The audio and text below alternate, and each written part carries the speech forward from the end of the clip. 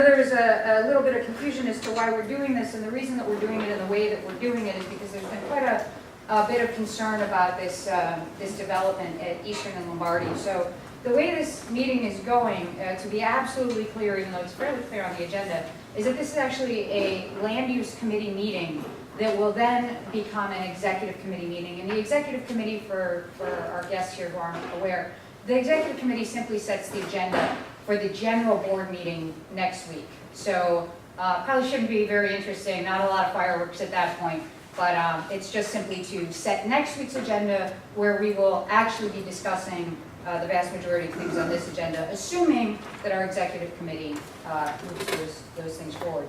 But as far as land use is going to be starting, the land use committee meeting is going to be starting this evening. So before we do that, I'm just going to do a real quick Pledge of Allegiance.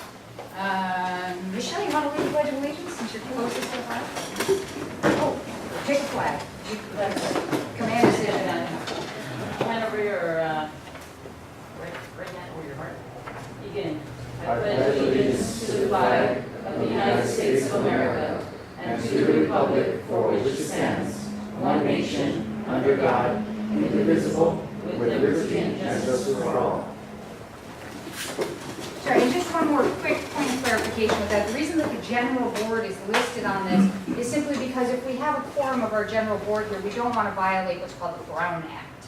So that way this just allowed more of our board members to come and participate and listen to you guys without us being in any sort of violation. So the general business of the board will be conducted next Wednesday night at El Sereno Senior Center. And if, depending on how things go tonight, I'm guessing a lot of you will probably be interested in attending that as well. Having said that, I am going to hand everything over to the land use chair and let him conduct his business.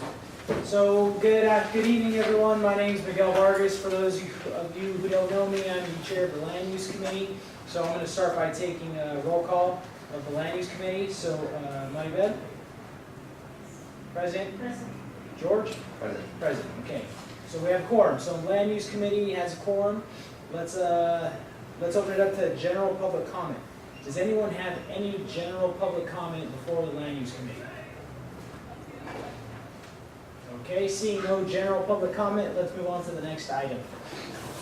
The next item is the Eastern and Lombardi development. And, you know, this is, I know this is an item that's near and dear to a lot of people's hearts. It's a big development, you know, and for some of you, I know this is actually, before we get to that, is there any public comment on this item? On the Lombardi and Eastern item? If you know what, why don't you, if you plan on having public comment, please fill out a speaker card for this item. So if you'd like to speak on this item, there is a public comment card right over here. So I'll just pass these around. So if you plan to speak on these, you can fill one of these out, some pens. So while those are circulating, you know, we'll just say that this is a big project. I know this project has been proposed in the community for some time. I think since 2015, the developer says that he has come out and he's presented and has had community meetings. You know, and I'm not sure how people feel. I'm sure people feel about this one way or the other, right? But the developer was unable to make it here tonight. So what tonight's purpose is basically that public comment, general public comment on your feelings toward this development. So, board members or committee members, is there anything you'd like to add at this point? I just wanted to say that I know I've been in a few meetings, quite a few meetings over the past couple of years about this development, and I know that there's very large group of stakeholders that came come out at meetings against the development, seeking to have an EIR done for this project, as well as not having it rezoned. You know, that's part of the process that has been inputted, you know, on the stakeholders, and I think this is just, you know, the last board never addressed this because the file wasn't presented to the city until this past month. And so now that they have filed something, this NC can just take an action on either with support or be against this project. I think that's why they're here, is that now that we know what their intent is, what they want to do, they're able to come out and give their input as to where they would like us or you as a NC to stand on this project. That's right. So, us as a neighborhood council, we would at some point like to take a stance on this development. We want to say, yes, the neighborhood council, we oppose this project, or we support this project, or we'd like to see these changes, right? That's what this neighborhood council, that's what the land use committee is here to do, is to make a recommendation and to pass that recommendation on to the neighborhood council, right? For a full consideration, for the consideration of the full board. But, you know, I feel like there's been quite a few changes to the development, so I think it's unfair to really kind of make a decision tonight without hearing from the developer. And this meeting was very short. You know, there could have been more notice for this meeting, and so I think that we need to have set another meeting to allow for more people in the community to come before we make a full recommendation. But I think tonight's purpose is to just get some feedback on how people feel about it. So that's essentially what this meeting is tonight. So I don't really, you know, some of you probably know more about this project than I do, right? But you know it's where it's being proposed. It's on the corner of Eastern and Lombardi, and you know, so we'd like to open it up to public comment at this time. Does anybody want to speak on this item? Yes. Yes, please. If you'd like to speak, please set your public comment cards up right here. Is the point where are you having an open conversation or is it a one? It's a 2-minute public comment period. So you mentioned that there have been changes on this project. Since the project was formally filed, a community meeting was held with the developer, and the developer had the opportunity to present their changes to the community. That was held by the land use committee, and I think it was attended possibly 20 or so people. That was under the previous chair. So I think the developer has presented their changes to the community. This is a great opportunity for the land use committee to actually take an action tonight. Regarding the project specifically, you said you don't have as much information maybe as the rest of the community does. One of the significant impacts of this project is that it aims to reduce the hilltop by 20 feet. That's removing 28,500 cubic yards of soil. This is a significant impact. It also intends to build entirely on compacted fill, which is a bit of a hazard in terms of hilltop development. I'm just going to look at my comments for that right now. Okay. Thank you.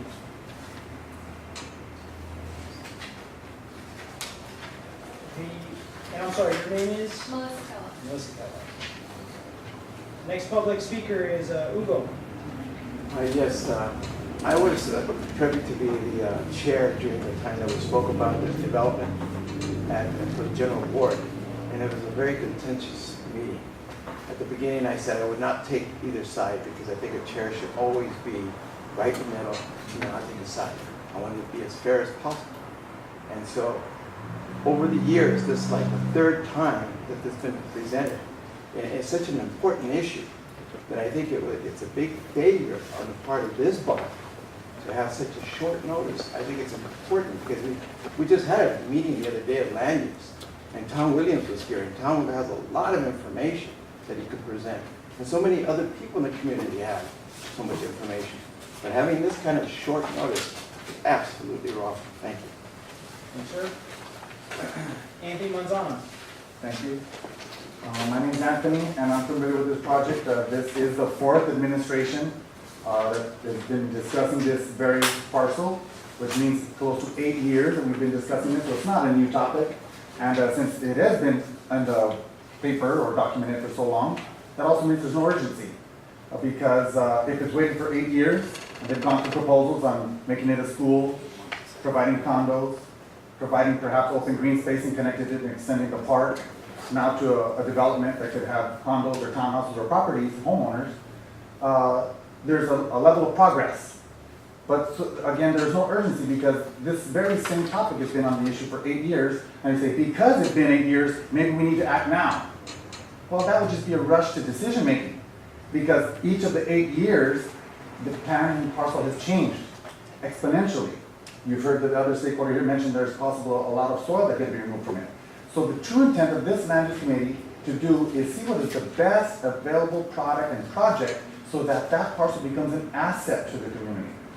And what has happened is no proposal has come to that point yet. It hasn't been the school, it hasn't been the development, it hasn't even been the proposal to extend the park. And also the owner has a right to develop his property. If he's within his right, then by all means, then let him do what he needs to do with his own business. Thank you. Sir, next public speaker, Yoli. Yes, hi, good evening to everyone. I just want to clarify, there seems to be some confusion on the understanding of the process that has taken place. There was first a developer, and the community was against that. They included charter school, it was apartments, condos, that was knocked down. There was a new developer, Clearwaters, who is the one who's trying to develop now. And his proposal has been reviewed. He has presented different times with the community. The community has spoken their thoughts on this project. They did not file. Therefore, the neighborhood council did not take a position because there was no case to take a position on. However, the community has spoken on the project itself, and majority of the community has been in opposition of this project. The urgency that's taking place now is that there is a hearing on July 28th in regards to this specific project.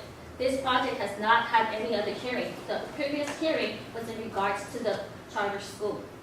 This project, the hearing is at the end of this month, and that's why there's an urgency for LA 32 to take a position. And as the stakeholders that are here, the stakeholders who have spoken in regards to the project, feel that it is important for the LA 32 to take a position at the next meeting, general board meeting, because that's the only opportunity that you will have to put a decision before the hearing on July 28th. Okay, and the owner is not building by right. I have no opposition for the owner to build by right. Those lots are single residents. I would love to see single residents there instead of the proposal that he is presenting of 42 homes. Small lot and hillside ordinance, they haven't met. He's trying to push it forward. If this project goes forward, it is going to open up the doors for the rest of the lot of the hills to be developed as small lot. Okay, thank you. Any other public comment on this item? The Lombardi and Eastern item. Don't we have it on the It's on agenda? the agenda, we're on this item now, going through public comment. Is there anyone else who'd like to make a public comment? I do, but weren't we supposed to start at 6:30? 6 p.m. Oh, I got it wrong. I thought it was 30. Yeah, I have a comment on Fox on that, Lombardi. You know, for as long as any of you here, including myself, and I'm 75 years old, that place has been like it is, long before my time.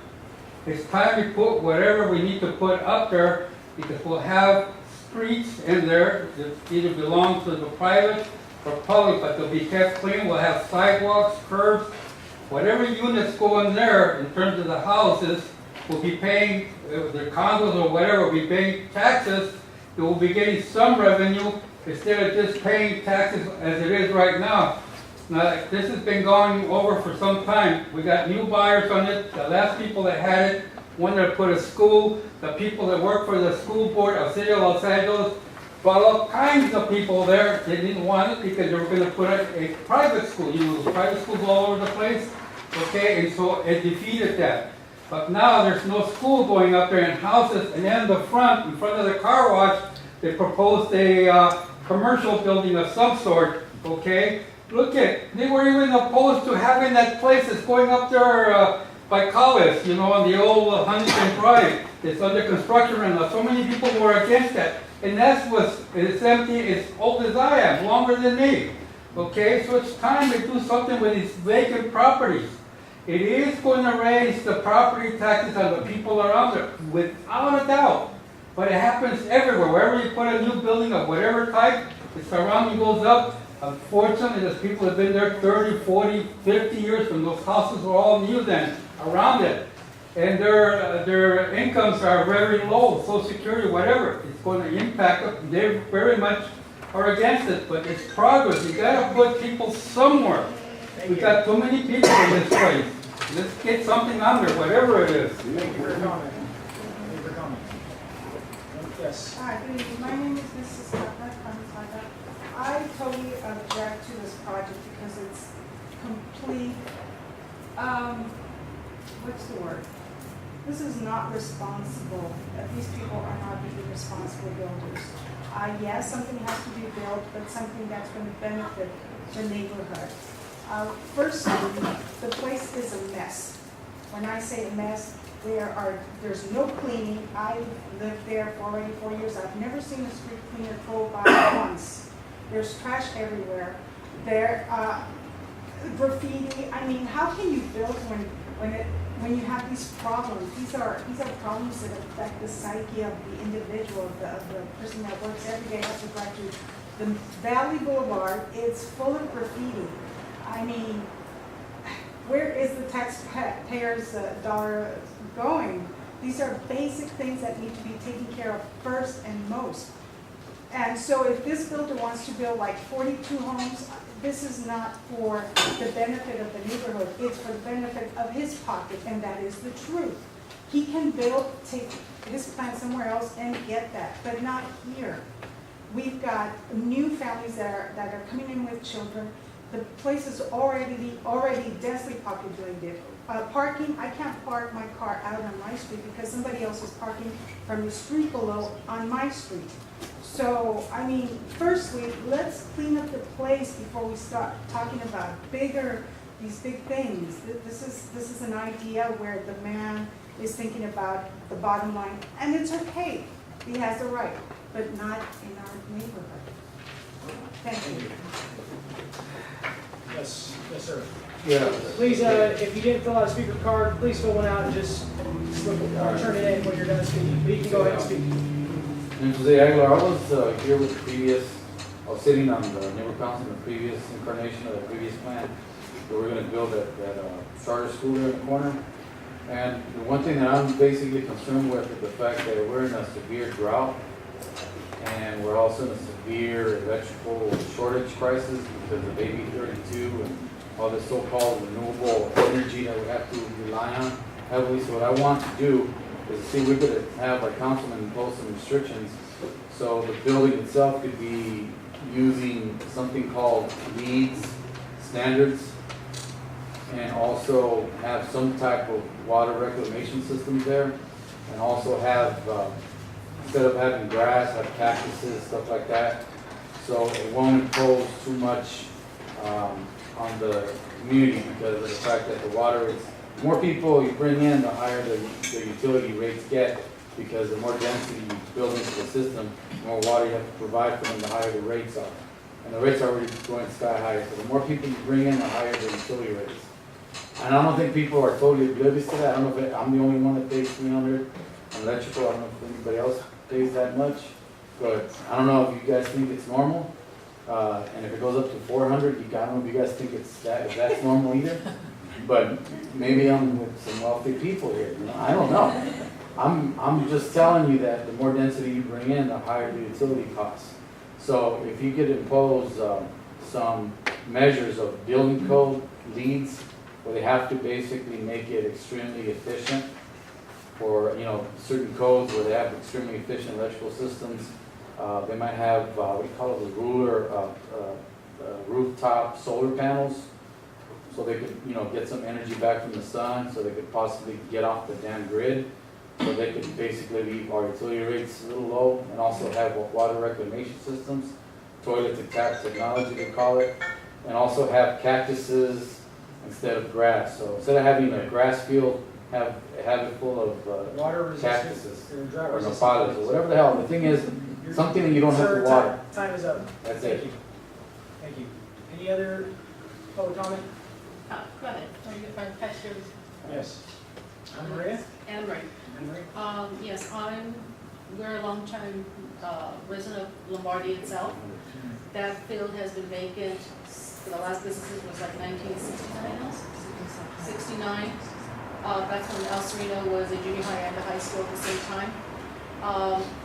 I'm all for progress and growth, but the thing is, it has to be safe for the environment as well as for the pedestrians. That curve is misleading. There's been accidents on that intersection. And when we talked to the current developers about parking for the Lombardi side, he said he was going to leave it the way it is, which is about 4 parking spaces. And those parking spaces are usually for people that live on Eastern that want to come and park there because there's no places on Eastern for them to park. So in the morning, when the schools are in session, that there's only one lane that goes south on Eastern, and there's only one lane that goes north on Eastern. And that one lane that's going south on Eastern to like Wilson, that backs up all the way up. And that is already a hazard for cars, and it's gonna be a hazard for pedestrians. Clearwater has said about, there's gonna be a driveway right where that stop sign is. He said he would make the traffic turn right, which is mean they're gonna have, people that live there are gonna have to make a right turn, then go to the stop sign, then a left turn, maybe a U-turn going that way. So you know that people are gonna try and make a left turn, and you're gonna have T accidents all the time. It's just a hazard for that many houses. Before, there was only 2 houses and some businesses on Wild, that's why there's a retaining wall. There was only 2 houses, that's why there's only 2 roads. So, like I said, they can put whatever they want up there, but not to the point where it's gonna be detrimental to the neighborhood and to pedestrians. And I understand about taxes, and I understand about that. I'm not saying that they can't do anything. I'm just saying that it has to be safe, and that there's more than just taxes and progress. It's also about safety and the environment. Thank you. Any other public comment? No? So, public comment? Yeah, everybody is leaving your card, so I'm going to turn this over. Public comments. Next public comment. Next public speaker is Jen, President Jen. So I agree completely with Hugo Pacheco, who spoke earlier, that my job as the president of this neighborhood council is to be completely responsive to every single stakeholder in this community. And I want to investigate this new development as much as we possibly can and make sure all of your voices are heard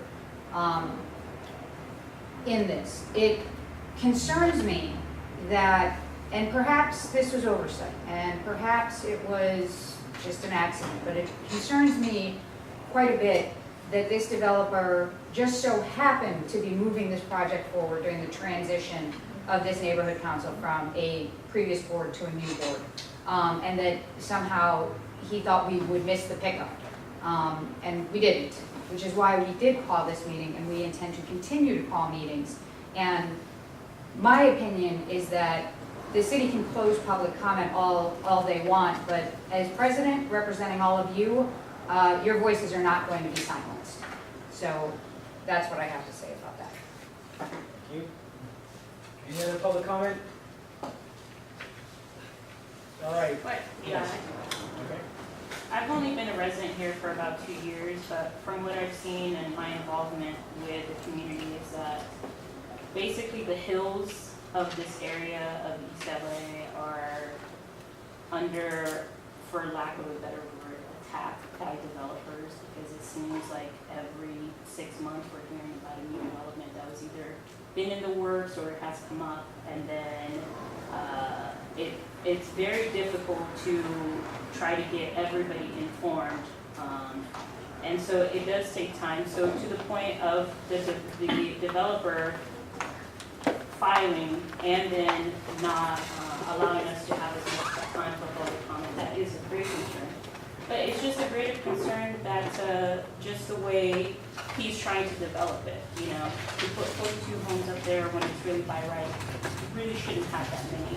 The safety that he says there are studies have been done on that street and that it wouldn't impact us, well, he doesn't live in that neighborhood, and it would impact us a great deal. not just its traffic, pollution, environmentally, and as Yoli mentioned, the community has spoken. And as Anthony mentioned, projects have been coming and going for the past, I don't know how many years, but this is a new project and this is something that we have to pay attention to now. And we have to get the community involved as much as possible. In addition to the people who have already spoken and have been coming to these meetings month after month after month, because towards the end of last year, he claimed he was gonna file, so everybody was coming to all these meetings. And then all of a sudden, it's a stall. And then there's elections, and then all of a sudden, something has been filed, and there's got to be public comment like immediately. And I didn't even know about it if it wasn't for my neighbor. From Melissa, I wouldn't know anything about it, and I try to be as involved as possible. And I just think that the community has spoken. It's on record from all the meetings that were reported by George, and I think that if you guys just go back and take a look at that, you'll see the opinion of the community. Thank you. Thank you. Any last public comments? Last public comments? Yes. I don't know if this was addressed, the rezoning issue that they want to rezone. Oh, yes, yes. That has been addressed? Oh, no, go ahead. We're taking public comments on this item now. So Oh, if you'd okay. like to say, make a public comment, feel Well, free to do so. I am very much against this small lot subdivision ordinance that they're trying to build on this hillside, What they're trying to do is convert R1 single-family housing or zoning to this mass, R5, which is multifamily. The small lot subdivision ordinance does not allow you to make a zone change to accommodate the small lot ordinance. You cannot change an R1 to a higher density zoning.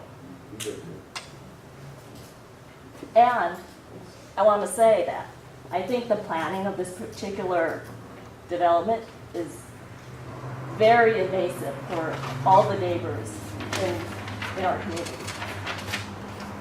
The driveway to enter into this complex is on Eastern. Did that come out? Well, anyways, Klamath Street, which is the street that's just south of the southern lot that they want to, which is R1, by the way, is adjacent to R1 zoning, single family.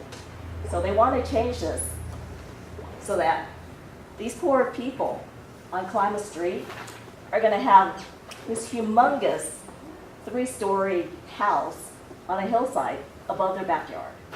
So, loss of privacy, noise, can you imagine? Hillside, rooftop patios. I believe that's what they're gonna have. I just object to everything about this. That's like 80 cars added to the area. Yeah. It's approximately. Thank you for your public comment. Any other public comment? Yes. Angela. I just have a question for the land use committee, because I know, Jorge, you were in the committee then. When they came 2 months ago, did they mention, when was it filed? Because I understand it was filed in 2015, and then it was a slow process, and then all of a sudden now, this wasn't the developer's fault, this is downtown, it seemed like they started pushing it forward. But my understanding was they came to the last land use meeting a couple months ago, the land use committee decided that they would review the documents that were presented, and land use would ask them to return. Did they ever get called back from that land use committee? No, they filed before that.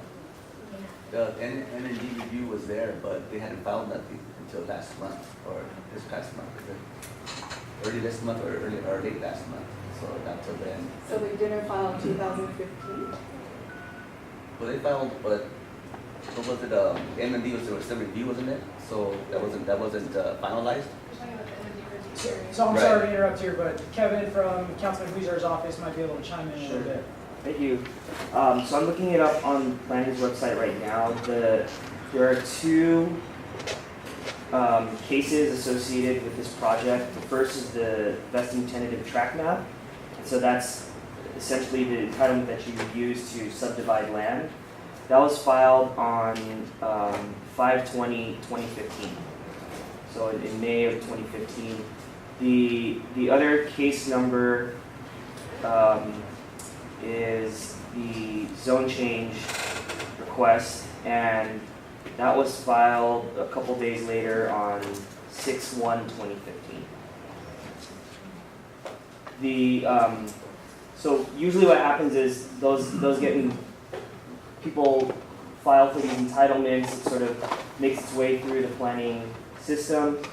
Pretty much the first thing that next milestone of note after the filing date is the publication of the MND, which was that circulation period began recently. I think it was a couple weeks ago. Sorry? It was June 15th? June 15th, yeah. So typically, they have a 30-day circulation period. So the original date was set to end sometime in June. And then we, in response to some requests from constituents within El Sereno, we asked the planning department to push that date. They agreed, they pushed it out to July 1st. And then there were more requests, so we asked the planning department to push that date again. And so the new public comment period for the MND will close on July 15th. Usually after that point, it takes anywhere at least 30 days to schedule a hearing. So if we follow that, you can probably expect to have a hearing in downtown by the planning department sometime in August, mid-August. So there was a document found in the project file that was a hearing announcement for the 28th of July. That hasn't been circulated or released to the public, but it wasn't in the file, the project file. Okay. Can you verify Sure. for the public that that's an actual? Yeah, and typically this will have a 24-day noticing period for the hearing. So we'll hear about the hearing at least 24 days in advance. Do you have something that you know about already for August? But since you mentioned. No, I'm just basing you it just off of the based- dates oh. that I know. Oh, So okay. I don't know if it'll happen on the 28th or not, July 28th. That seems kind of soon. But Yeah, I can. because I went and I just found it recently and I was shocked. Mhm. So we need to make sure that this gets. Yeah, if it is on the 28th, then Yeah. you know people should be looking in their mailboxes for a hearing notice sometime in the next week, because that'll happen.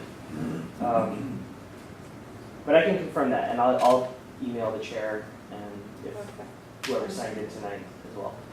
A lot of times the things that are supposed to be sent to 500 feet around, it doesn't happen. We live catty corner, like across the street. And the only reason I found out about this way back in the day is when the first developer's daughter knocked at my door. And she said, oh, we're gonna put a cafe here, we're gonna do this, and I keep going, there. And I go, there. And she says, that's how we found out about it. A lot of people did not know about this. I think there was the very first meeting in July at the councilman's office. There was like 34 people there was all these people that talked that did not even know about the meeting until the day before. And I'm only finding this out because of Melissa. And that's the thing is, there are meetings that no one knows about. And that's kind of hard, and I know it's not easy to let everybody know the neighborhood, but not everybody comes to the library, not everybody goes to places that their notices are put out. But if it's within 500 feet, I know Lombardi's wide, but it's like, You're across the way, you should be able to learn that. and in Gary from the car wash, he didn't know about it. And that business has been there since the 50s, and he didn't even know about it. So it's like, oops, sorry, nobody's knowing That's about a it. new owner, so that's why he probably doesn't know. He's not doing it. This is under joint ownership. At the car wash, Still at the for- corner there? Mhm. I remember when the original owner It was was there. Steve. He died already. Yeah, So, Steve. okay, Ray, bringing this back in here, thank you all for the public comment. You all have been more involved in this project, some of you from the very beginning. It seems like, it's been a vacant lot for some time, right? And some people might say that, hey, it's a nuisance, people dump there, there's a illegal activity that happens there. And so I think most people agree that they want to see something there, right? Something that activates the space. But what exactly to put there? People have talked about a school, people have talked about different things, right? But remember, we live in a free society, and so the economics have to be there, right? In capitalist society, so a developer or someone has to purchase the land and develop it into something, right? And so what's being proposed is a developer who's proposing houses there, right? Obviously, a lot of you feel that it's a bad idea. That a lot of you feel that these houses, this is based off of what I've heard just now, that it will destroy the hillside, which is some people say it's a nuisance, some people say it's an amenity, right? Some other comments said that this would create a lot of congestion, a lot of traffic, right? Some people are saying, from what I've heard, that a good, decent job of outreach hasn't been done by this developer. These houses would ruin the privacy of the surrounding neighbors, right? Someone said these houses are very large, right? So then what I'm hearing is that these houses don't fit the character of other houses in El Sereno, right? So these are all the comments that I'm hearing today. And so I wasn't aware that you all went to a different public meeting and heard from this developer, and well, initially a first time. Then he made some changes, came presented a second time. Normally in a meeting like this, we would have loved to have the developer here to present himself. Then there could have been public comment from you all directly to him and to the board, but he wasn't able to make it because of the short notice. The reason we had such a short notice is because we want to make sure LA 32 puts in its public comment before the deadline. And so I was unaware of what the timeline was. I had heard July 1 was the timeline, and now I'm learning it's been extended to July 15th. So absolutely, we're going to have enough time. LA 32 is going to have enough time to submit a public comment and to take a stance on this, right? I've heard from you all here, but do you think that, and you all came, so thank you all for coming on this such short notice, but do you think there's any benefit, just by a show of hands, on having an additional meeting, maybe not making a recommendation tonight and waiting and having the developer come again? And this way we get a larger group of people to come. Is there any interest in that? Can I see just a raise of hands if there's an interest in that? Yeah, I see 3 hands. It's a new developer anyway, So- new owners. Same one. It's the same Same one. one, same one, it's not their water. That's for me to solve it. Okay, we have a comment about So what you're then, saying. okay, how many of you then, by just a show of hands, don't believe that we need to hear from this developer again, and believe that, hey, we've heard what he said, we know we have a sense of what the project is gonna be like, we're ready for you, LA 32, to take a stance on this. Okay? 6 hands, and yes, is there another comment? Yeah, I think that one of the problems is that we never seem to get the dates. I mean, not even the council seems to know, the council person knows what the dates are. It's the So- planning department that sets the dates, and initially it was 1 day, and it was extended per request, and it's been extended again. So for me, the idea for safeguarding the community is making sure that you give the developer every opportunity so they can't come back and say, you know what, you weren't fair with us. Okay, because I've fought a lot of licenses, I've fought a lot of development in the area, and you've got to be very careful with the planning department. The appeals cost a lot of money and all kinds of stuff that has to go through that. Yes, thank you. Yes, Angela? My only And I'm sorry, just so we all know, we'll open it up for a quick conversation. Hope that's okay. Angela? I'll make it quick. My understanding was when they came to the land use meeting a couple of months ago, is that they were going to be asked to return. So if you take a position now, you're really not giving them a process of being able to come back. So that's my understanding. My other question is, if the board decides not to take an action on it today, because I don't really know the entire concept of the project, I don't know if everybody in the community is aware of it, I know there has been some changes going along. But if you decide to do a presentation, I would suggest that your membership and outreach committee is the one who goes out and goes to the community and lets them know this meeting is going to occur. Don't allow it to be in the hands of the developer. This way you're assured that people in the community are aware that this meeting is going to take place. Okay, thank you. A couple more comments from the public, and then we'll open it up for boardroom discussion. Yes. I'm just wondering what your thoughts are. If you were to invite the developer to come, if you were to have another meeting, like, what's the time frame? Because as far as I know, the hearing is July 28th, and then the public comment input has been extended to July 15th. It's still in this month. LA 32 has their meeting the first Wednesday of the month. So are you thinking of having a special meeting of the general board, and then we have to think about whether there'll be quorum or not? Or what are your thoughts? I'll share that when we have our discussion here. Any other comments? Last couple of Quick. comments here?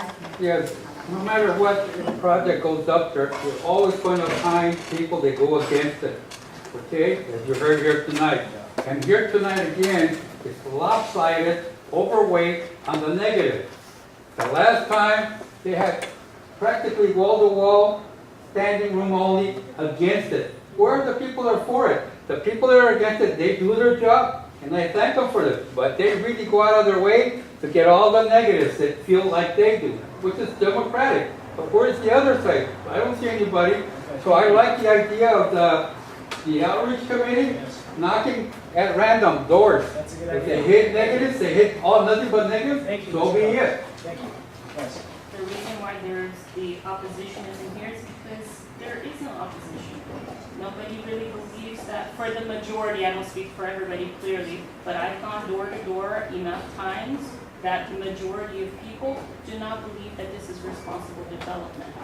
It's not, we're not against development and progress. I would love to see many, many things happen in this community. Like I said, I'm a newcomer and I'm here to stay and I'm here to be involved and I support development and progress, but in the right way. This developer is not doing it the right way. He's not doing it the responsible way. And just to say, well, we need something up there just so we can get tax money, we're not doing ourselves any service because then we're gonna end up with another 7-Eleven selling alcohol on the corner. And that's exactly what we don't need. We need responsible development, and this is what I feel like a lot of people don't understand because they just want something up there right away because of the trash. Well, if there's trash up there, then let's get together and let's clean it up until we get somebody who is responsible and who is actually going to do good things for the community.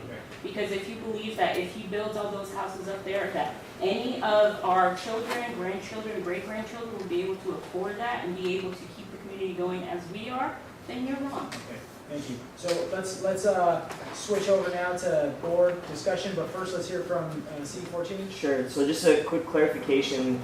The MND began its publication on May 12th, 2016. And it would have typically gone through a 30-day comment period, which would have ended on June 13th, 2016. But of course, through the intervention of our office, we were able to push that back. There will be 2 hearings. There's going to be one for the zone change and the track map. And then there will be a second hearing because this type of development, what they're asking for, the level of the zone change, requires the area planning commission to also make a decision on it. So just know that that's coming up, 2 different hearings and 2 opportunities. And also if at that time, for whatever reason, the neighborhood council has not taken a position or has not been able to draft an official letter or anything like that, or discussion still needs to happen, the council member is happy to make the request to keep the public comment period open until such time that consensus from the community can be garnered. Thank you. Thank you, sir. Okay, switch on over here. Yes. Wait, just one more, please. I just reviewing the minutes of the meeting that Angela was curious about whether the developer had been promised the opportunity to come back. And I see no record of the developer did get an opportunity to come back or had been promised that there would be future meetings. So we're not eclipsing the developer's rights by not having them at a public meeting at this time. I'm looking at the September 15th meeting on the LA32 website. Okay. I was gonna say that, this developer, if you really cared about our communities, being heard again, he would have been here before. I think he's made his stand by fighting, by being ready to get this area or part of the free zone.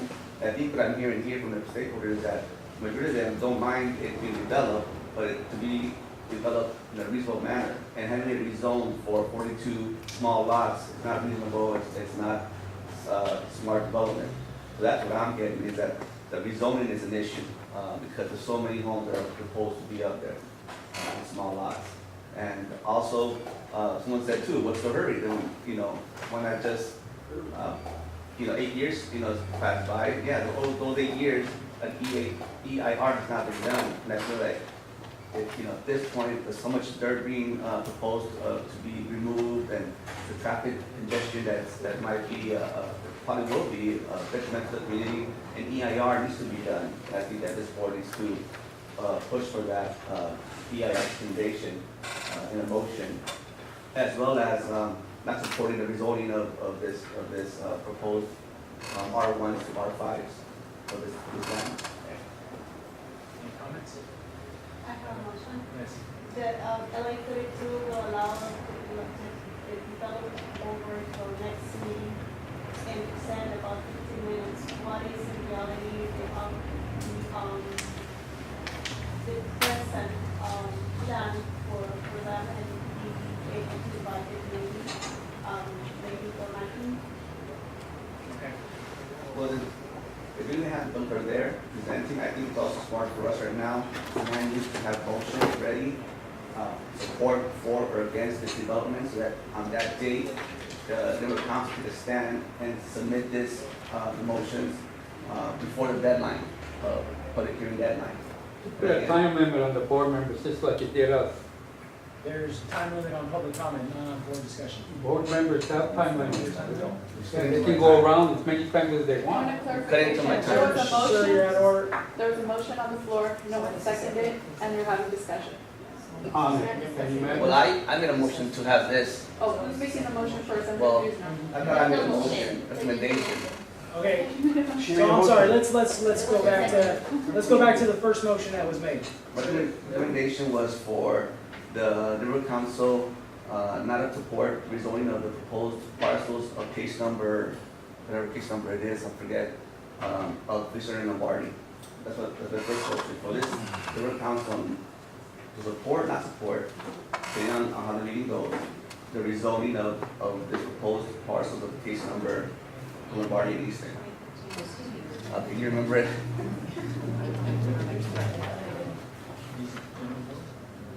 This is your land use. Okay. So your comment, your motion is to make sure that this project, or this land is not rezoned. Right, that's what I heard from the stakeholders. That they do not support the rezoning of this land. Okay. So your motion was first, is there a second to that motion?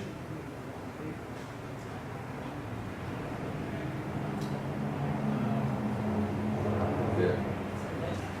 Okay. So no second to it. What's your motion? My motion was the LA 32 will allow the developer to come over to our next meeting, which is going to go till July 6th, to present, allow them to take 15 minutes to present the actual plan, what is on place right now for the community. Okay, so there's a motion on the floor to allow the developer to come and present again and allow for public comment. Is there a second? I'm like, I'm not sure we actually need a motion. so you can talk about it, you can vote it down. So no second to that motion, but I don't know that, we're not taking a stance on, we don't need a motion for the developer to come and give us another presentation, right? Before, I do like your motion about not allowing this to be rezoned, but I feel that, we should have allowed more community members to come out tonight. It was a short notice.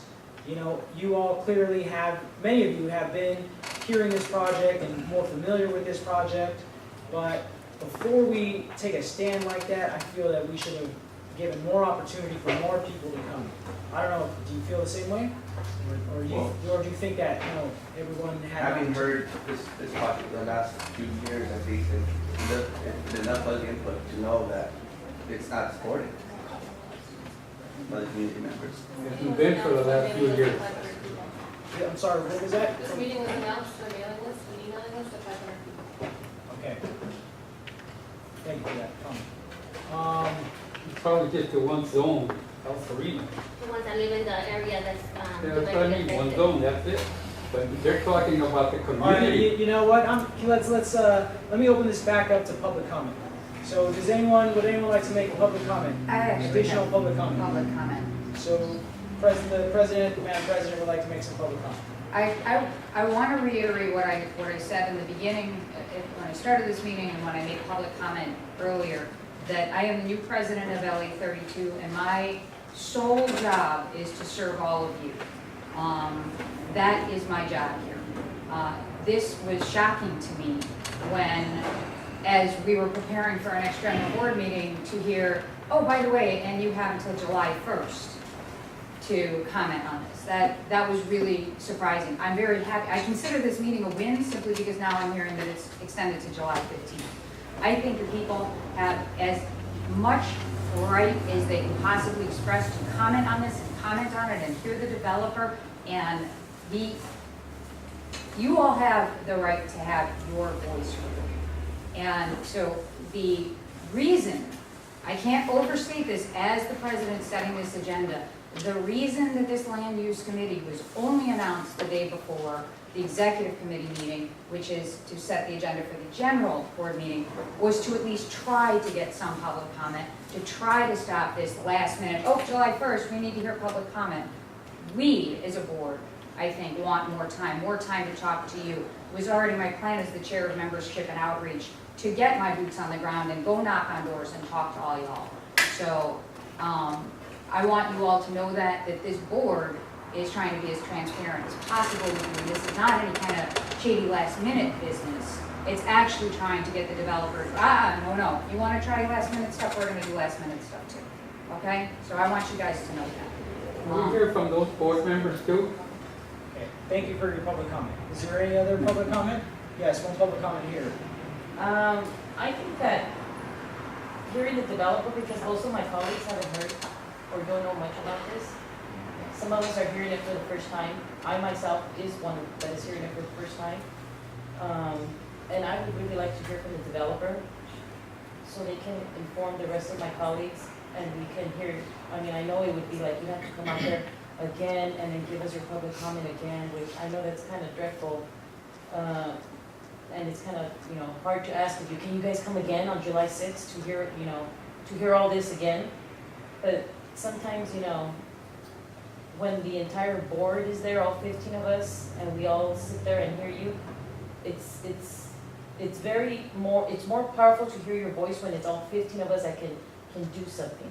The committee level could make just a recommendation, but it's really the board that will take the stand, the 15 of us. Mr. George. I'm not against him being there, but I think it's time sensitive matter because it is a deadline coming up. And, you might present, but for the board have enough time to make a recommendation towards the planning committee. I have no problem calling another special meeting of the general board That's to my take a concern. stand. The stakeholders know that it's going to be, developers going to be heard, and they're going to go out and be heard, and then what?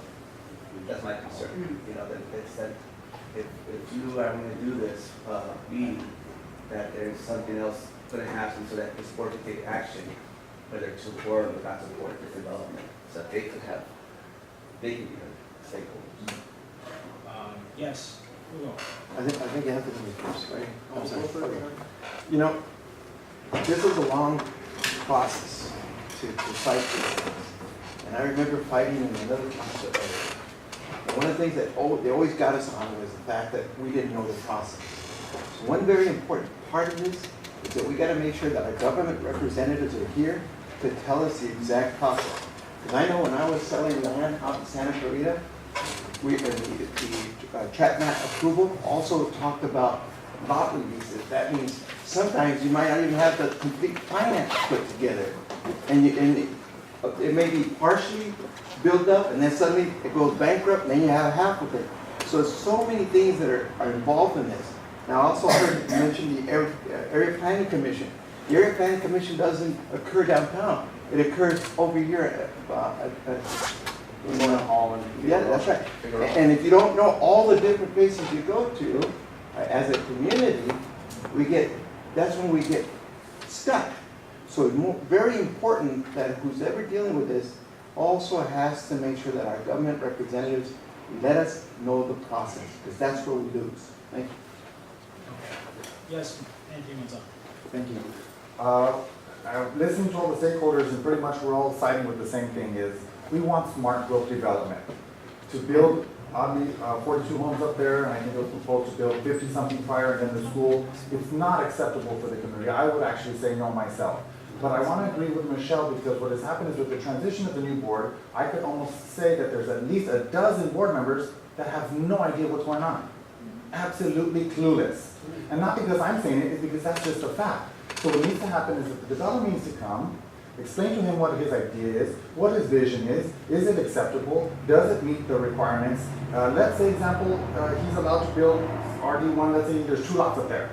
Well, every time, the community has said no, and yes, you could go pull in another 500 people saying no. Has anybody come up with the idea of what they actually want? So let's say the guy wants to build 2 $5 million houses up there. Well, he's by right to do it. You get the square footage, it's an R1, he's got a big old $5 million house here, one next door, and now we're gonna say no again. At some point, we as a community have to decide what is best so that that property or that parcel becomes an asset to both the property owner and the community at large. So I do want to stand with Michelle. I would say invite the developer to come, even if he says the same presentation 5 times again, let him do it one more time so that these new board members can have an idea and a feel for what he's proposing rather than just side by the no, because those no's over the last 8 years have not even come up with a yes. Thank you. That's not Thanks, true. sir. One public comment here. If I may say, I don't think any council member, any board member is clueless. Thank you. More information is needed, but nobody's clueless. Thank you. Yes. I think it's just a shame that the people that sat on the board previous to you wouldn't know about this project because there have been so many meetings. And what I would beg of you is to just go back and watch the tape. Is it on YouTube? Yeah, so The that, meetings that he's come time and time again, all you have to do is send the link to the rest of your peers and get them to watch the tape and get them to actually listen to the people that came and filled this room. That is all they have to do. Because he came here, it wasn't here, I believe it was at it was at the tow yard, right? He came and he had his final plan. He came to the, we met over at the tow yard and he presented his final plan. He had various people there and he answered many questions, and all you have to do is watch that tape. That's it. You don't have to, if you want to invite him, then invite him. But as somebody who has been to the meetings and have last minute been made aware of these meetings, it's hard to get out and make my neighbors know when I'm being told very last minute. And I understand that it may not be due to your own fault, but things happen, you know what I'm saying? And people have allotted a lot of time previous to this board sitting here to come to these meetings and express how they feel about that irresponsible development. And all you have to do is sit in front of your computer, click the link, and watch it and share with your peers. That's it. Thank you. Thank you. One more last public comment. I think Jorge was right. I know, too. You should make Jorge, you should make a motion to, not to divert from the R1 zoning that's currently governing the territory of El Sereno. Keep true to the community plan, and not divert from the R1 zoning. So make a motion, say LA 32 Neighborhood Council recommends not to divert from the current R1 zoning. Period. That's it. Say that and let it go. There's no complications. You're just keeping to the community plan. You're keeping to the zoning. You're just going to uphold the zoning, uphold the community plan, and let it go at that. Make a motion just like that. Thank you. What's your name? Jose Aguilar. Jose Aguilar. Thank you, Jose. Last public comment. Last public comment. I had my hand up long before they did. The former Land Use Committee Chair Marlene Fonseca, George Garcia, and Yvette, what's your last name? Yvette Ilia, met very times, you are correct. And they were supposed to move a motion to the general board, they never did. We never heard anything come to the general board, to the 15 of us, of the former board. That's why we never heard of it, because those 3 had to move a motion and bring it to us, just like the way she's trying to make a motion and he's trying to make a motion, and no one's seconding it, so it kind of like just stays there. So those 3 were supposed to do their job and bring it to the executive committee so we can hear it on a Monday meeting, but they never did. Now we sit and watch the videos, and then I call Keith and say, hey Keith, did you see that video? We're doing a serial meeting, and that's a violation. So it's a little hard, and I just wanted to explain that to you, so you know I clarified earlier on, the reason why no motion came out of land use, even though multiple meetings were held, is because there was no application filed. So, LA 32 General Board couldn't take a position on a case that was non-existent. Yes, thank you. So, everyone just, we could talk about this all night, but I want to be respectful of everybody's time, right? And let me just say that you heard our president say that we're new here, but absolutely we want to represent your voice, right? So what I'm asking is that you be patient with us, with the new board here. We've not had the pleasure of hearing from this developer, right? Clearly, you all here most of you here aren't in support of this project, okay? So we hear that. So if we had to decide tonight, I would absolutely make a decision and make a recommendation that we keep the zoning the same and that we don't approve this project, right? But I ask that you please be patient. Give some of us the time to get up to speed on this, right? Let's, even if he has to come out one more time, let's let him come out one more time, hopefully in the next few weeks, and let's just hear him out. And that way, there's no one that can say, hey, you gave such a short notice, you didn't let everybody in the community know, right? And then at that point, we can absolutely, with 100% say, no, we don't like this project, or yes, we do like this project, right? Or these are some changes you have to make. And so we heard Kevin say that timing is not going to be an issue, so we don't have to worry about that, because I'm sure we'll be able to work with the council office to make sure that your voices get heard either by the planning commission or by the planning department. So You should be heard. So last public comment, sir, and then we'll hear motions. All of a sudden, we have a whole bunch of engineers and contractors here, okay? I guarantee you, every time a new project comes up, you're going to have some of the same people, and you're always going to have somebody going against the project there, and it's not responsible. All of you that are against it, I'm for you. Write your notes, give them to him, so he can give them to the contractor before he comes out, so the contractor knows what you find responsible. We have a real estate agent here that's an expert, and I agree with him in everything he said prior, and also Anthony. Okay, they were 100% correct. But whatever you consider responsible, the number of houses or whatever it is you want up there, something does have to go up. And regrettably, all of you that live around there, your taxes are going to go way up there, and that's why they're objecting to it. I don't blame them. I don't live there. I own properties here in El Sereno. I don't own anything now. I first bought my first house over there on Lowell, in Emery Park, okay? But you're always going to find that element that's against anything all the time. And I'm glad that you're going to get that contractor here. I like to see, because if it's in the same owners as George here says, the owner is from El Sereno, went to school here, went to the old high school. His daughter saying they graduated from college, both of them. If they're the same owners, I was told that it was sold. Okay? It's a long-term escrow. Huh? It's a long-term escrow. Whatever it is, but it's sold. Thank you. It's sold. It's not sold. It's not Thank sold. you. When the escrow process, that's it, we're done.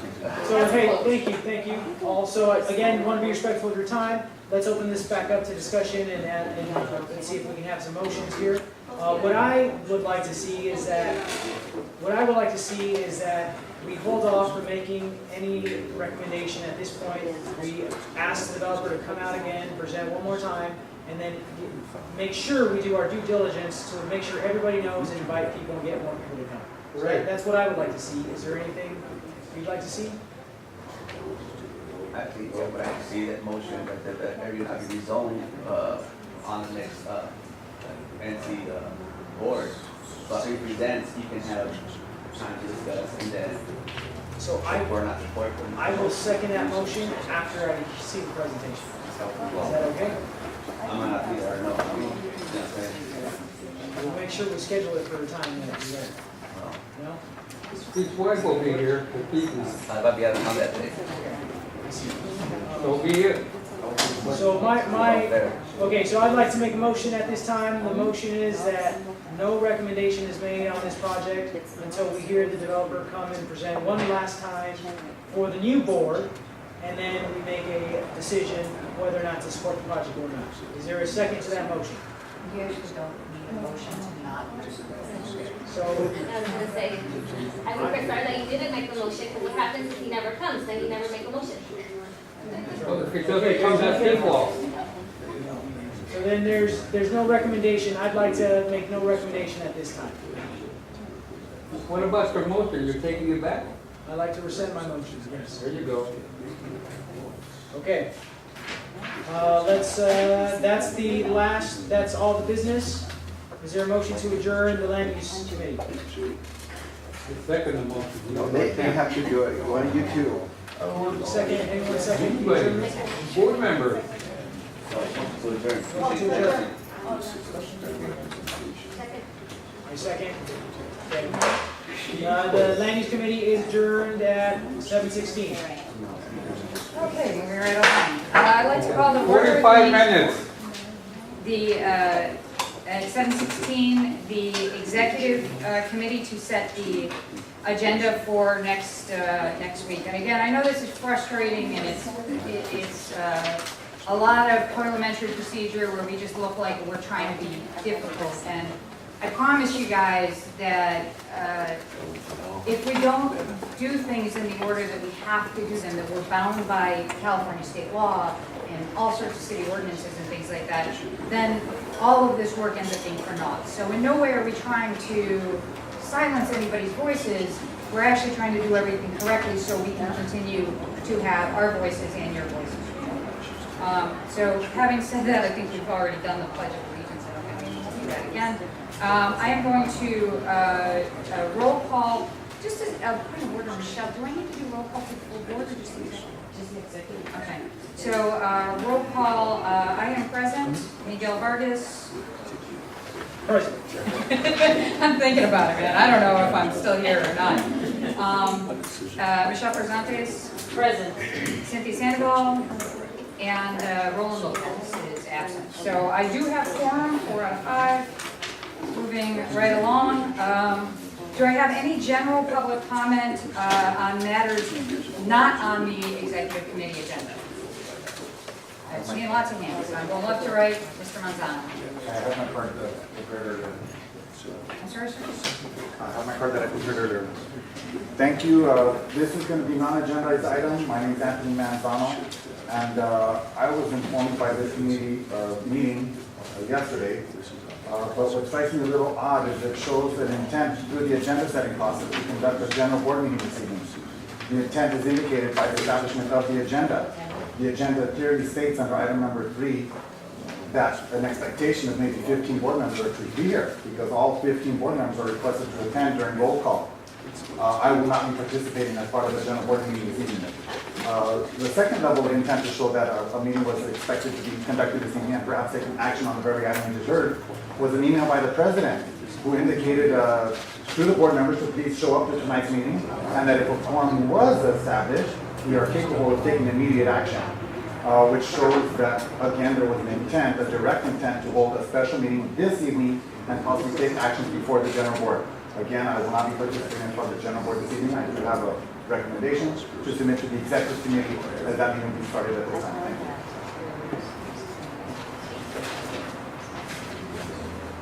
Mr. Manzano, thank you for your comments. I am within my rights under the Brown Act to correct the misinformation that you just gave to the public. There was no intent to have a general meeting. It was made very clear that this was an opportunity for the Land Use Committee to have their meeting and to have it open to the public, and that Land Use could have an opportunity, which is already agendized, to the Executive Committee. And if there was an emergency situation with a deadline of July 1st, which we know that there is not, had Land Use made a recommendation to go to Executive Committee, it's already meeting. And if I had not put the general board on here, you could not have made the comment that you just made because it would have been a Brown Act violation, which it seems like you're quite familiar with. So please do not misinform the public about that. Moving right along, do I have any other general? Point of order, Madam President. Mr. Chavez. There is no emergency meetings, there's special meetings. Thank you, sir. Thank you. We don't conduct emergency meetings. Forgive me for misspeaking when I correct. That's quite all right, you're a new Mr. board, that's Manzano. fine. Thank you. Do I have any other public comment? Mr. Pacheco. Yeah, going along with that idea about the Brown Act, and the reason I bring this up is because I've been on the board quite a bit, for a long time. And the first part, when we first got on the board, they said that any board member could talk at any time. This is what downtown told us done. At any time, provided that there was no quorum of the board, right? Now, then they came along, last administration, then they said no board member could talk, only those members of the committee. And now we have this other little loophole that's come up called the joint meeting, right?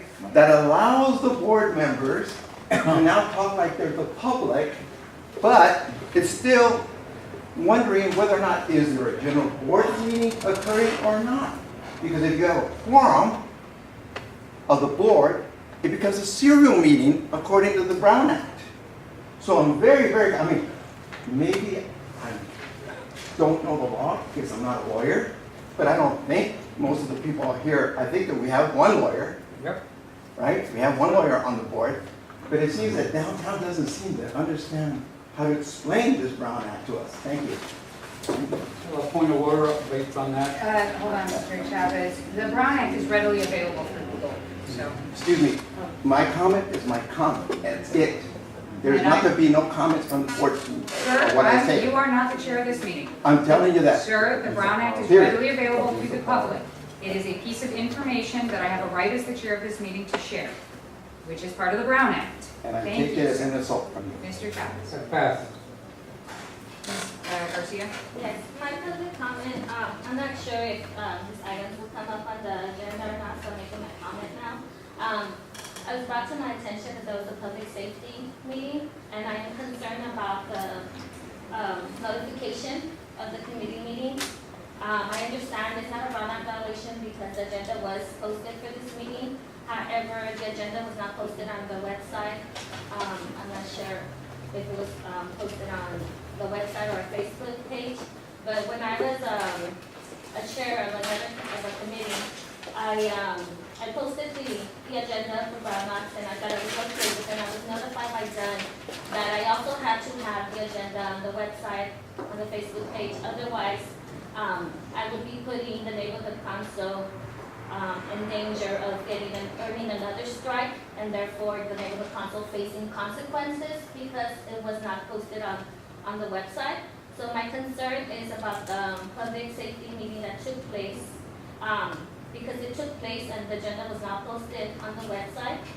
Is that, I'm not even sure if any motions came out of that meeting because I didn't receive notification on time. It was an email to me. The early notification came out the same day, which didn't give me enough time to attend the meeting.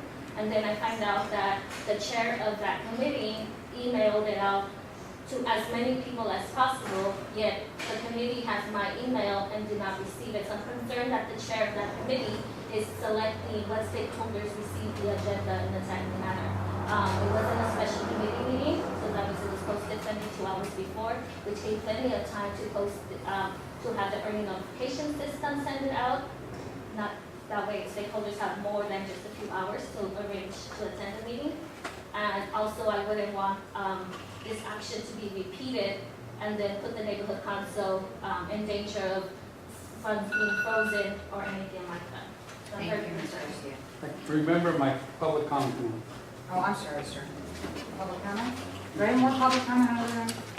Okay, I like to say that very unpleasant for me to say it, but as she just alluded, a strike. It takes 3 strikes for this board, any board of the 95 NCs, it's all the same. 3 strikes and they get this certified. We got this certified with Mr. Manzano here, Anthony Manzano, there are 2 Manzanos, his dad is here. Okay, so I mean the son. When he was president of this neighborhood council, and he was also the treasurer right after his tenure, we got the 3 strikes. We almost got decertified. We were right down to the last hour. We had to be by 12 noon on a Friday. Thanks to the treasurer. She went out of her way to take all the paperwork. This took months, okay? to get all this stuff that we were, they froze our accounts. We could spend any money on anything except what the neighborhood council needed for its interior work, okay? And we got decertified nasty, and if it hadn't been for that treasurer there, we would have been decertified, and we would have gone through a whole mess. And I would just like to make that, it's unpleasant for me because the son is here and the father's here, and it's not pretty news. It's ugly, but since you're a new board, you're entitled to know that, okay? So you're already learning, you're coming into it running, and already the rocks are hitting you, okay? So I apologize for that, but you need to know, and so, you know, cut him some slack. That he's a human being, and he's a good guy. I happen to like him. And we've gotten into scrapes and all that, and we've gotten agreed in a lot of things. Okay, right now I have a grievance against him for what happened on this meeting. The lady just alluded to. Okay, so I have to be careful what I can talk to him and what I can't, because it'll be a conflict of interest. Thank you. Thank you, sir. I apologize to the father and Anthony. If they feel offended in any way, shape, or form, that was not my intent. Thank you, sir. Do you have any other public comment? With respect to your time, I just want to thank the existing executive committee, the members coming forward from the previous board and the new members, and the Land Use Committee members who are here for your service to the community. I know this is difficult. I really appreciate your efforts. Thank you very much. Okay. Mr. Manzano? Yes, hi, good evening. I'd like to speak about something since my name's mentioned by somebody. By me? Yes, by you. About a writing that this individual said that the conductum was not posted on LA 32 NC website, so that makes this a Brown Act violation. In reality, the Dunn has requested LA 32 to be able to use the website to give a better outreach of notification of committees.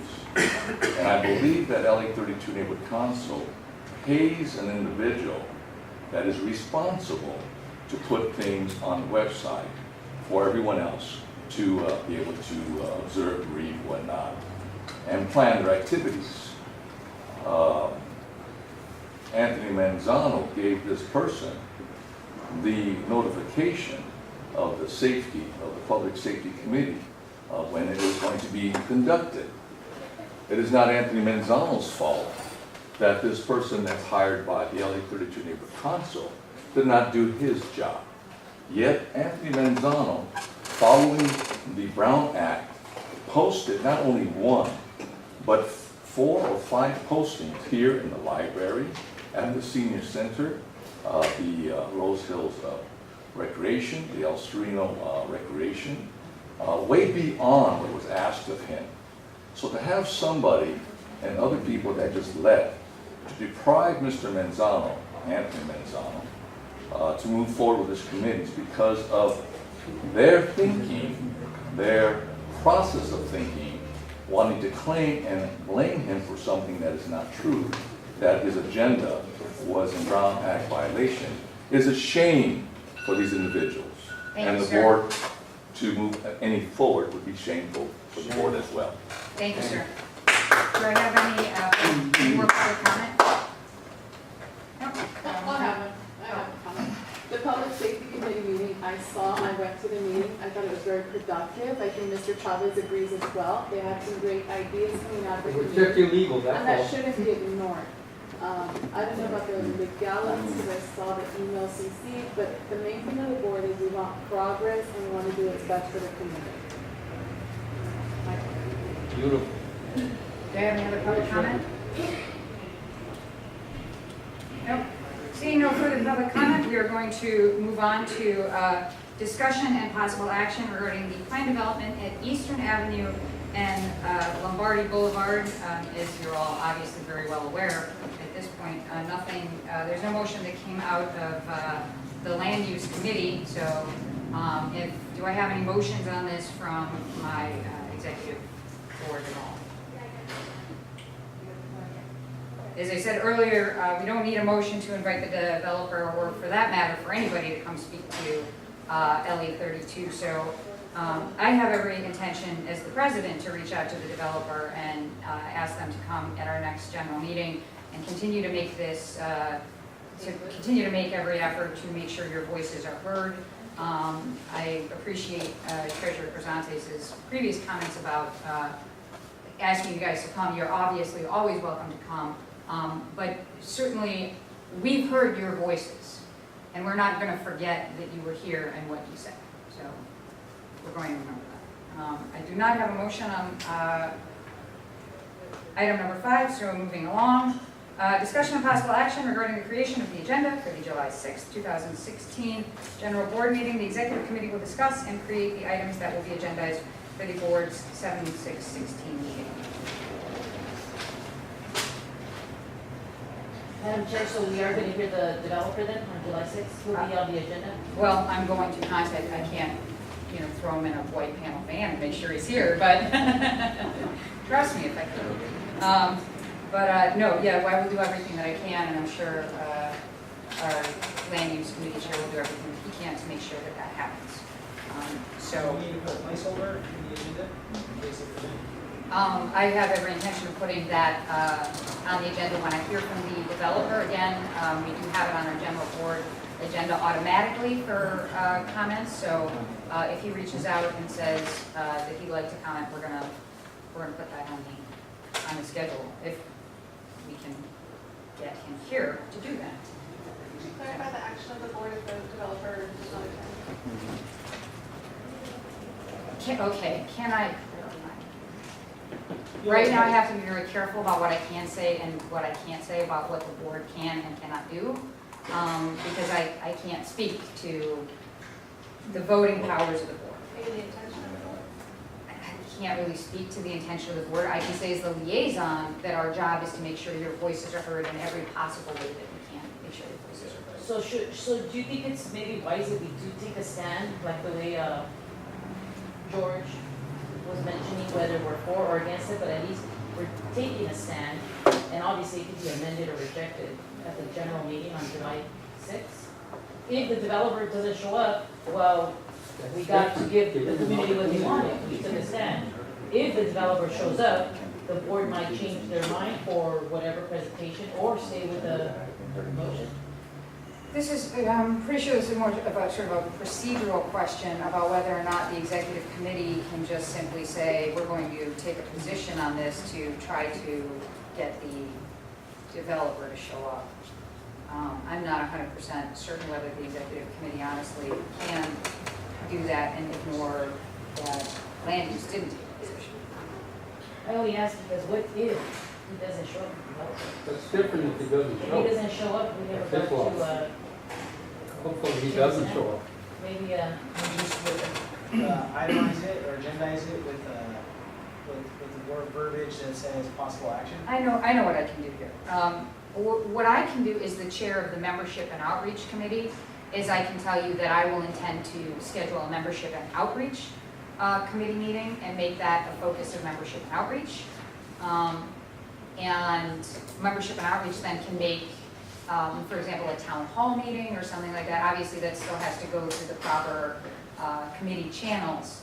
But certainly it will say something to all of us if the developer is invited to come to the general board meeting and says, meh.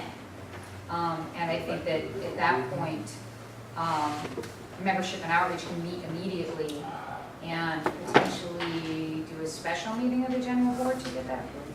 did he know about doing? He was told that the day before. And he didn't even show up? He Obviously, no, he wasn't. You can always make a special I meeting. just have a comment. In the event that he doesn't show up, I think either way, you're still gonna have like a special meeting, like land use. Can have a special meeting. And then just have another special meeting, you can invite him a second time if he goes to that one, or if he doesn't. I think in that meeting, you just have to take their hand, and that way it goes through land use committee.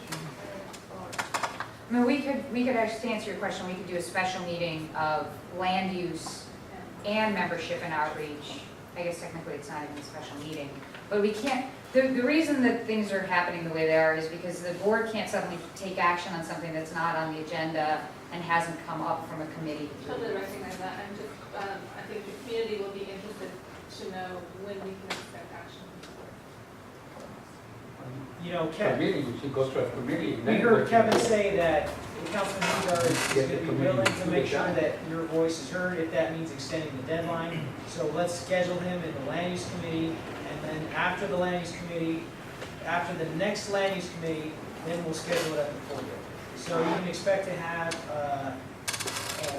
definitely a stance by the first week of August, if not before. The extension of the deadline has happened twice, and that's at the discretion of the planning department, although it was facilitated by the CD14, it's not at their discretion, and it's unlikely that we'll see another extension, just for the information. Fair enough, fair I enough. appreciate, I want to be careful that we don't have crosstalk that starts getting into Brown Act violations. We can exchange information, but we can't, again, it has to be a committee that makes a motion that goes to the executive committee, that then goes to the general board. The general board is the only organization, the only body of all of these bodies that can take a position as the board. And we are sort of married to a very specific schedule. I can only imagine your frustration. It's mine every day. So, I have a point of interest, Madam Chair. I'm going to keep public comment open on this. I don't think we can really do much in the way of a motion without something coming out of land use, but I'm happy to continue to hear public comment. In terms of this young lady here, for all of you that are interested in killing this, I respect that. I have no problem with it, okay? What you need to do is get all your people to the committee. As the president just said, any committee has to hear whatever the issue is, their recommendation goes to the executive examines it. If they choose to put it on the agenda for the board meeting, which is the first Wednesday of every month, then it goes to them. And usually, not always, the board meeting does have the option all the time to take it apart in pieces, all of it or none of it, except part of it, deny it all and all that. But where it has to start is at the committee. So you find out from them what committee is this issue is going to go. Bring all your people to there. You want to kill it? Then the committee is going to say what this gentleman said. The community has spoken, and we heard through the committee that the community wanted this way or that way. They go to the exec puts it in the agenda, it goes to the board, then the public gets to say something, the stakeholders and the constituents. All the constituents, all the stakeholders are not constituents, okay? But you all get to hear it. And of course, all the board gets to hear it and public comment again, but it comes from the committee. You folks, bring your tons of people to the committee. That's where you want to kill it, because your taxes are going to go up the sky. Mr. Chavez, I'm going to And that's why they don't want it. I don't blame them. Mr. Chavez, you do actually have an 8 o'clock deadline to get this. Yes, we do. It's about 19 minutes. Do I'm going to hear one more public comment on this because, Mr. Pacheco. What he just explained to you is what we're trying to do right now. It didn't work. That's right. Thank you, sir. So moving right along, as I said, we're going to call the developer. We're going to do everything we can to get the developer to come to our general board meeting next Wednesday. We are on discussion of possible action regarding the creation of the agenda for the July 6, 2016 general board meeting. The executive committee will discuss and create the items that will be agendized for the board's 7/6/16 meeting. Old business from LA 32 NC General Board meeting held on June 1st, 2016. Any items from said agenda that were not addressed at that meeting will be included in the July 6, 2016 General Board meeting agenda. We actually, as you guys will recall, pushed through our committee assignments and got that done. So did I miss any old business? Is the budget packet still on it? Did we table that? We have a special meeting. No, for the budget packet, not the budget. Oh. It's on June, for the split, yeah. Oh, I'm sorry. That's right. It's two separate. If not, we have till September 1st. Yeah. We'll just have to. I thought that the conversation that was had was that that would be dealt with in the retreat, so everybody would have a chance to. The budget packet, you were right. Right, You did say that. so that's why it didn't. So I'll have that ready for the retreat. Okay, fantastic. Moving right along. New business, any new motions submitted by committees? Is that all right? Okay, I have, Do you want me to read it to you, or? no, I can read it. I can't actually read. Not in Spanish.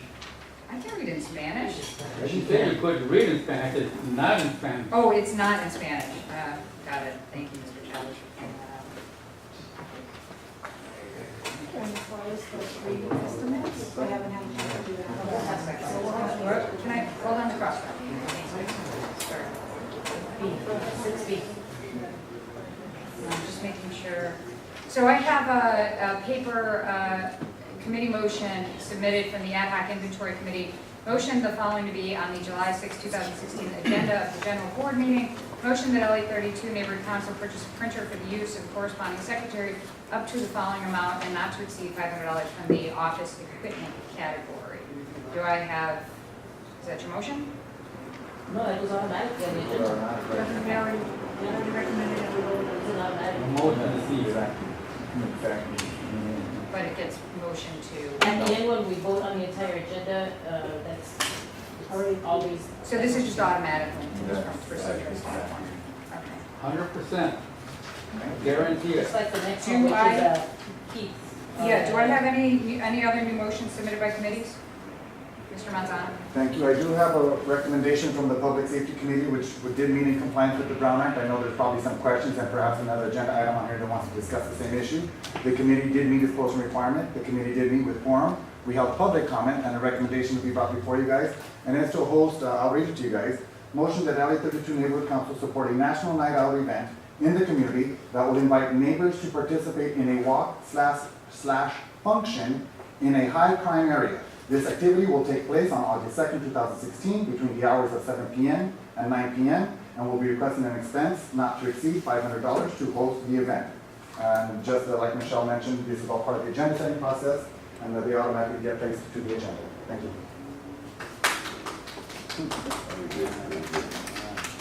It was a very fruitful meeting. Awesome. I have not seen a meeting that well Out of order here. since I've been here. It was excellent. It was just Mr. illegal. Chavez? Thank you. Sorry, my apologies. My apologies, sir. Alderman, just for the need correction, there's no Brown Act requirement mandating that it has to be on the website. It's just a done policy, but all legal requirements have been met. Well, I don't see anything about it just being a done policy. The bond resolution policy number 2014-01.1 revised August 18th, 2014 is very clear about what the neighborhood councils, where they must post. We are operating not only under the auspices of the Brown Act, which is a state law, we are in fact operating under the auspices of the Department of Neighborhood Empowerment. And this resolution does in fact govern us. I did contact Dunn. This has become a city attorney issue, and I've been advised that I cannot place this on the general board agenda because, and this is per Dunn, this is not per me, this is not my decision, this is per the Department of Neighborhood Empowerment, that this was not properly done in accordance with their policies, and they are now investigating that. Well, I'm glad, but at least it has to be agenda because during the investigation, Dunn will realize that I, just like another stakeholder verified, and few stakeholders, as well as many of the community, can validate and vindicate that I personally did notify Dunn through the Neighborhood Council Support System and our webmaster, Aaron Devandry, with enough notice, and it's not my fault to be chasing these people around. If the Department of Neighborhood Empowerment did not submit their early notification system to the community until the same day of the meeting, although I had emailed it to Dunn via electronic like you're supposed to with enough time, as well as the webmaster, What time? then it's up to Mr. those Manzano, people to what time? make the requirements. They'll Saturday. get to you. Yeah, so Okay, what because happens? it's all going to be time, date stamped. Correct. And the policy is very Exactly. clear about when you sent it Right. versus, So I sent it to them via email, not an hour before, not the same day, and not even the day prior. I know the rules, and it was done well beyond 24 hours, closer to 72 hours, which is mandated by the law, and it was indicated special on the agenda. So what you guys need to do is, before you make a decision, is you have to be sure that you're aware of all the information. And no one ever asked me, Anthony, did you email Aaron Devandry? Yes, I did. Great, then there's no more questions. Anthony, did you email NC support? Yes, I did. Then there'll be no more questions. All of a sudden, there's people jumping to conclusions without knowing the accurate details. So at this moment, Dunn doesn't even know the accurate details. And if they did, it's their fault for not sending the NC support notice out until the same day of the meeting. It's Dunn's fault. And it's Aaron Devandry's fault. Yes, those emails will prove that I did my job. So the process is to just agendize it, like you said, there's an investigation, they'll determine later, but at this time it has to be agendized. That's the way the process is, and we can't change that. make a motion to table this. Are there public comments there, or is it? Let's have a motion to table this. Public comment? Well, we Is vote there we discussion? vote on the agenda as a whole, and if done instructed you not to put it, then you don't put it, and we continue with the agenda, reviewing what's gonna be on there, but we can't discuss these items. We're just reviewing it and approving this as a whole, what you gave us, that this is how the general board agenda is gonna look. And then what just came into you, and then the information you gave us, what Dunn just told you, or city attorney instructed you. One general comment on this motion, every police division puts on their own national night out. So isn't Hollenbeck already doing a national night out? That's correct, but we don't have to comply with the police department. We're allowed, as a neighborhood council who was honored and voted by the public, to host our own events.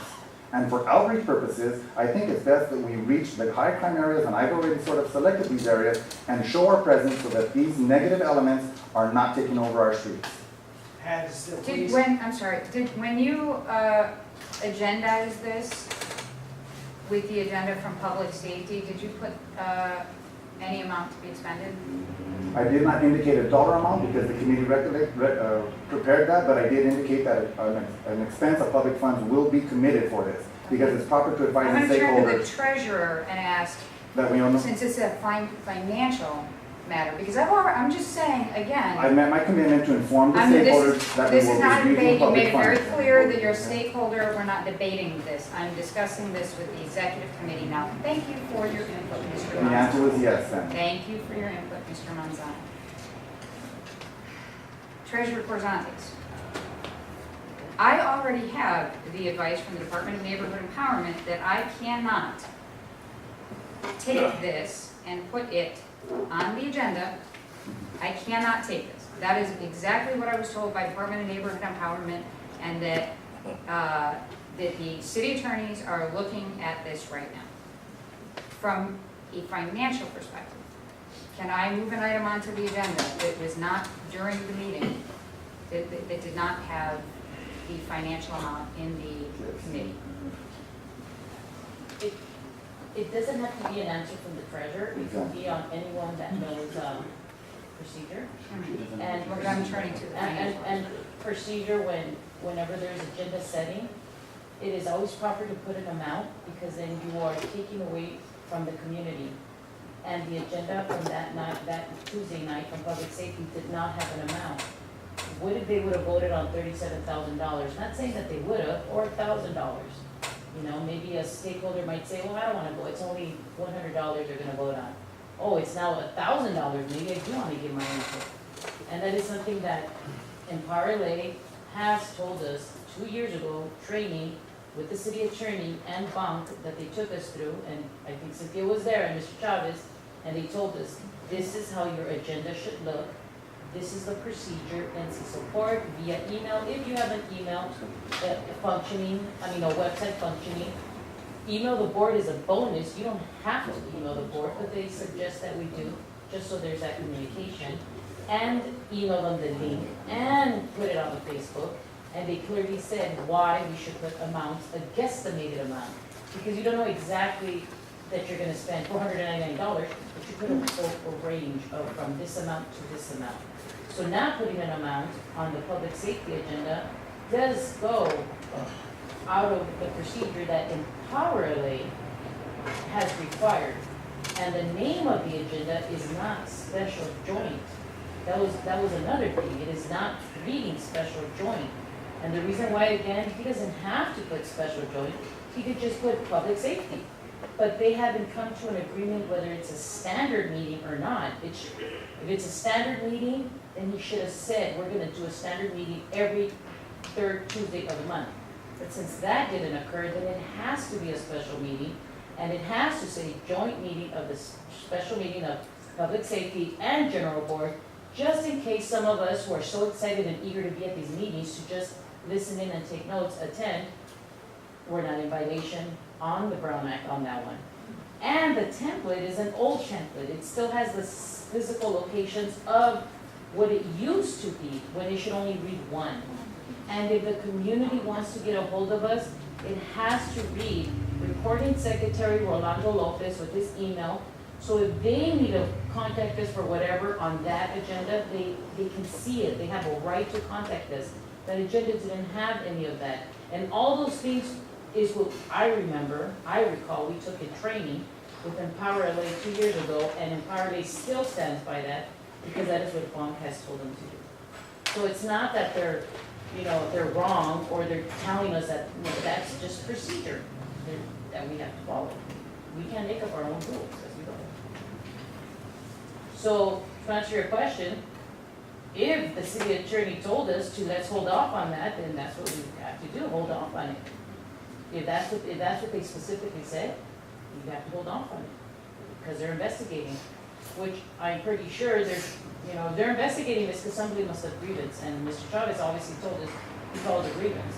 So then obviously they're investigating his grievance to assure that we are in compliance, and it will be a strike if it was violated, which it was. We will get a strike, and if we get 3 strikes, then they gotta do some hardcore training on us, and if we continue to get strikes, they could decertify us. So this is something very serious if we just kind of let it go and, say, oh, well, the community spoke at Tuesday night, and some of the public safety members were saying, well, we'll deal with it when we get a grievance. That's not the attitude to take, or we'll just get a slap in the hand, oh, well, it's a big thing, or I'll deal with the city attorney. That is not the proper attitude to take, and I was at that meeting, I sat there, and yeah, I spoke there at that meeting, and I told them at every public opportunity that they need to just stop. That's what I kept saying at every public comment. You guys need to stop, you're in violation. I try to help them as a colleague to another, so they don't have to repeat that meeting again,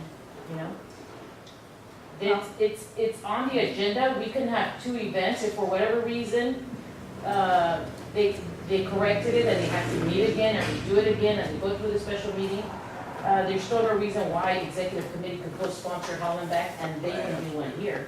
You can always have as many committees doing an event that day.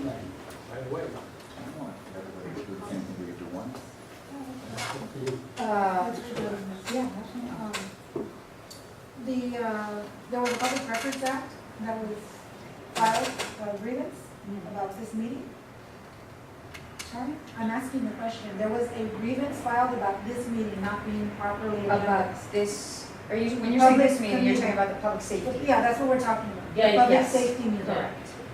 And I was not informed about that. Are we This is not- literally happening in real time, Cynthia, so, this grievance was filed. Ask him, when did you file it? He's the one that filed it. Mr. Chavez, this is. I don't remember right now. I can tell you that a little later. I think it was, I don't know, I know he brought something Tuesday, and he said public in his public comment, if you continue with this, something, he's gonna file a grievance. So he verbally said that he was gonna do it. So I guess they obviously did it if they're already telling the president, hold off on this. Which obviously. I have a point of interest, Madam Chair. I'm still asking the question. That's fine, I still have a point of interest. You can speak after I'm done. So there was a grievance filed. I'm on the executive board. I was not informed of this, not even 10 minutes ago, a half an hour ago, an hour ago, not even on the Tuesday night when this all happened. How come none of us were informed that this was happening? We were informed as this happened, after the fact. So this was today. This has been unfolding Since what over date? since June 28th, and the committee met, and Michelle was there. I emailed Jen on the day, Sunday, to tell her, Anthony sent out an agenda. And my And this is question wrong. is, why am I not receiving it if I'm on the executive board? Am I not in that email Well, list? I would like to be put on the email list because I'm you're on the sitting here, email list of the executive board. but I have not Okay. received. For any starters, additional- you're as well aware of the Brown Act as I am. I cannot have a serial meeting in an email format about what's happening. All I can do is hear Mr. Manzano say, oh, here I am having a committee meeting at this point, and then Michelle emailing me and saying, this is a violation. I have to go to Dunn. I can't go to the executive committee because that becomes a serial meeting of the executive committee. I can't start going back and forth. And when you go to Dunn, are you required to let us know that you've stepped into the office with Dunn? I didn't step into any office. Or you just made a phone call? I am the neighborhood council president. It's my job to function as liaison constantly. I am not under any obligation to, every time I get an email, which by the way, I get about 20 a day, let the executive committee know on every single email. But if you would like that and you would like to correspond, I could certainly, within the laws of the Brown Act, do that. I would appreciate that, yeah. I mean, I'm not here to, you know. The thing is, this happened our last board as well. We had the president going in and out of meetings, and then all of us board members were oblivious to all the things that were happening, and I personally have been on this board now for 3 terms, and 3 different. Well, then you should be well aware of the fact that if I start I CCing what the I'm trying executive to know, committee what on I'm this, trying it's to a say serial about meeting. this actual, yeah, you cannot post this because of what happened. But why wasn't any of us informed that this was happening in time? You were, to my knowledge, Mr. Manzano did the agenda, you know. I didn't see it. Well, again, Okay, so anyways, that's my concern, is that if that was happening, Mr. Manzano says he did his due diligence to post. I didn't receive an email, whether I'm on the committee or not.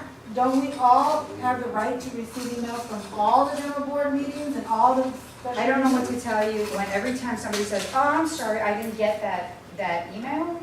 I mean, I can't send an email and then call every single person and say, hey, I had a stakeholder do this today. Hey, I had a committee member do this today. Hey, did you review your email? Hey, did you review this person's email? You have a certain obligation when you took office to review your emails. If you somehow didn't get Mr. Manzano's email, if you didn't get an email that I sent, I'm sending emails to the executive committee about executive. Did you get an email about this meeting? I did, and Well- it said ARG on it, and I don't understand what ARG meant. It was a bit of a misprint. But See, so then I am in the right to say that I didn't even know that was an executive board meeting email because that was. Can you please show me in the Brown Act where the title of my email is required? Cynthia, I mean, I don't know where this is going other than, When we type board at le32@c.org, all 15 of us should get it. Are you getting that one? Because Anthony sent board at le32 on Saturday. Did you get that one, that agenda that he No. sent? You just need to Then I'll talk have to to the, follow up, one of us will follow up with Aaron. you Make just sure gotta you're talk on to the the internet guy. board at Make sure LE32. you're getting these. That That's all. stresses out because you were always on that list. I have when not you get an received email. any emails. Talk to That's Aaron why about I'm concerned, because I'm an executive board member and I'm not receiving any of So these. let's but talk you got about emails this. about this, so you can't say. I you- didn't. You just said you knew what the title of the email was, so you No. you clearly got. I just got it today is what I'm Okay. saying. You told me last month that you were having problems receiving your Yeah, I email. did have so problems. You probably didn't get the one I sent her because I didn't email no one but just her. Because I only wanted her to know what I thought of what agenda Anthony did so she could take care of that.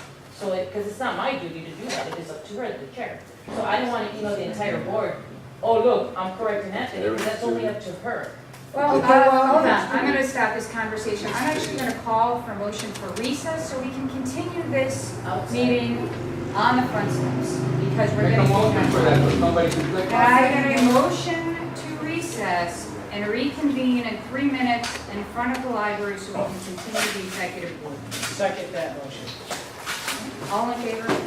Sidewalk, Do I have all in favor? I don't know about in front of the library. Close the library at 8 o'clock, we'll throw us all out. That's all over the state, not just here. Yeah, on the sidewalk.